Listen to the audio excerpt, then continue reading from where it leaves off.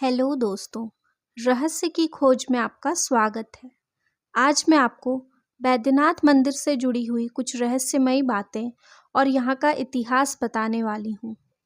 देवघर का दूसरा नाम बैद्यनाथ धाम भी है। बाबा बैद्यनाथ धाम 12 ज्योतिर्लिंगों में से एक है। इस ज्योतिर्लिंग की सबसे बड़ी खासियत यह है कि यहाँ शिव और शक्ति एक साथ विराजमान है, इसलिए इसे शक्तिपीठ के नाम से भी जाना जाता है। ऐसा भी कहा जाता है कि यहाँ माता सती का हृदय भी कटकर गिरा था, इसलिए इसे हृदय पीठ के नाम से भी जाना जाता है।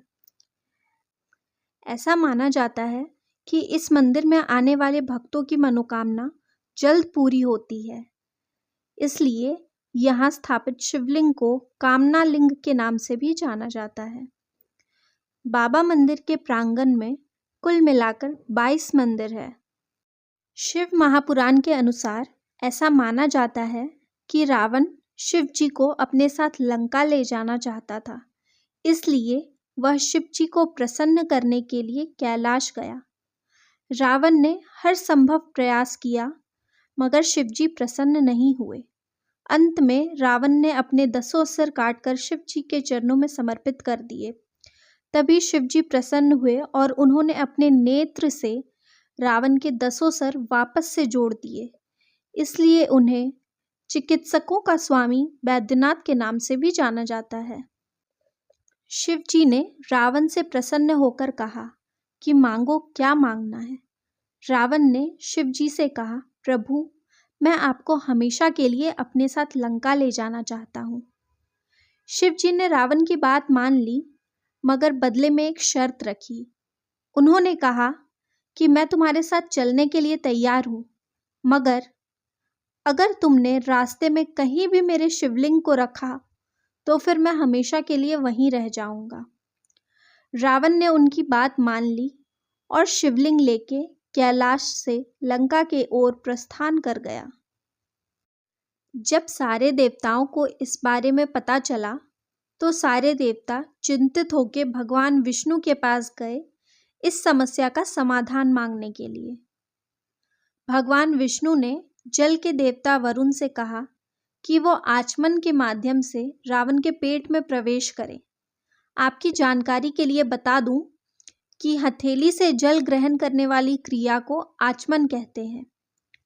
ऐसा होने के बाद रावण देवघर के पास से शिवलिंग ले जाते वक्त लघुशंका करने की आवश्यकता महसूस करने लगा। इस दौरान भगवान विष्णु ने एक गठरिये का रूप लिया। गठरिया गाय या भैंस चराने वाले को कहते हैं, जिसका नाम बैजू गठरिया था। रावण ने लघुशंका करने के लिए शिवलिंग को बैजू को सौंप दिया और कहा, इस शिवलिंग को उठा के ही रखना। मगर वरुण देव के कारण रावण को बहुत अधिक समय लग रहा था। लंबे इंतजार के कारण बैजू क्रोधित हो गया और उन्होंने शिवलिंग को जमीन पर ही रख दिया। जब रावण वापस लौटा और शिवलिंग को उठाने की कोशिश की तो वह असफल रहा। उसे समझ आ गया था कि यह भगवान विष्णु की लीला थी। क्रोधित होकर रावण ने शिवलिंग पर अपना अंगूठा दबाया, जिससे शिवलिंग का एक हिस्सा क्षतिग्रस्त हो गया था। बाद में शिवलिंग की पूजा ब्रह्मा, विष्णु और अन्य देवताओं ने की और वहां बैद्यनाथ मंदिर का निर्माण किया। तब से भगवान शिव देवघर में कामना लिंग के रूप में विराजमान है। बैद्यनाथ का मूल भाव रोगनाशक तीर्थ के नाम से भी प्रसिद्ध है। पुराणों के अनुसार इसका नाम भवरोगहर तीर्थ भी है। यहाँ पर भवरोगहर कुंड है, जिसका आधुनिक नाम शिवगंगा है। बैद्यनाथ मंदिर में गर्भगृह के अंदर चंद्रकांत मणि है। चंद्रकांत मणि से जलधारा निकलती है, जो शिवलिंग पर ही गिरती है। ऐसा माना जाता है कि चंद्रकांत मणि से जो जलधारा निकलती है उसे अमृत कहते हैं, जिसे ग्रहण करने से सभी तरह के रोगों से निवारण मिलता है। सन 1962 ईस्वी में बिहार सरकार के कुछ अधिकारी यहाँ आए थे जो मुख्य मंदिर के पश्चिम के द्वार खोलना चाहते थे। शिखर गर्भ की सफाई करते वक्त इस मणि के दर्शन करने का प्रथम बार अवसर प्राप्त हुआ था। इसके बाद लोगों में यह प्रचारित हो गया कि बैद्यनाथ धाम में चंद्रकांत मणि है। चंद्रकांत मणि की उपस्थिति के कारण द्वार खोलने का प्रस्ताव छोड़ दिया गया था।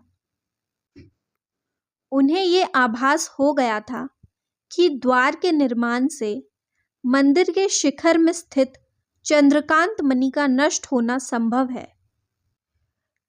प्राचीन युग में देश के विशिष्ट मंदिरों में चंद्रकांत मणि और सूर्यकांत मणि लगाने की प्रथा थी। ज्योतिर्लिंगों के मंदिरों में केवल सोमनाथ और बैद्यनाथ में ही चंद्रकांत मणि है। बैद्यनाथ मंदिर इकलौता ऐसा मंदिर है जिसके शिखर पर पंचशूल है। बाबा मंदिर के शिखर के ऊपर सोने का घड़ा भी है और ऐसा माना जाता है कि जो भी व्यक्ति इस घड़े को चुराने के इरादे से शिखर पे चढ़ता है वह या तो वहां से गिर के मर जाता है या फिर वह अंधा हो जाता है।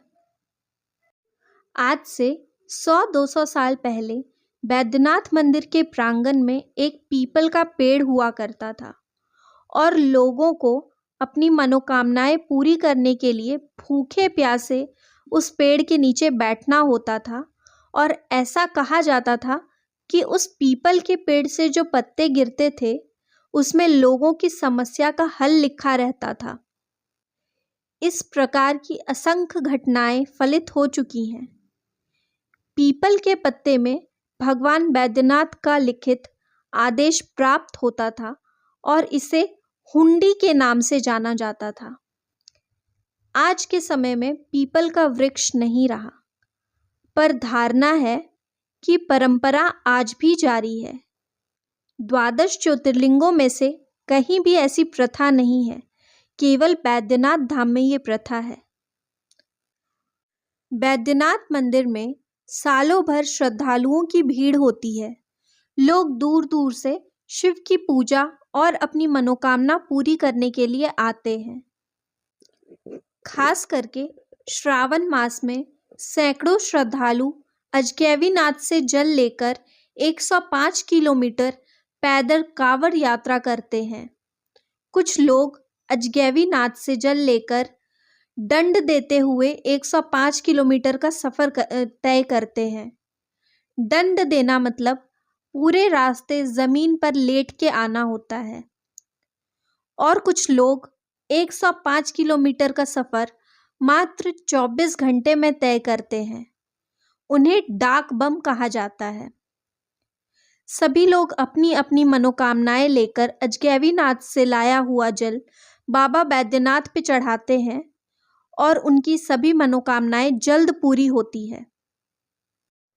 अगर आपको ये जानकारी अच्छी लगी तो लाइक करें, शेयर करें, कमेंट करें और ऐसी ही और भी जगहों के बारे में जानने के लिए इस चैनल को सब्सक्राइब करना ना भूलें।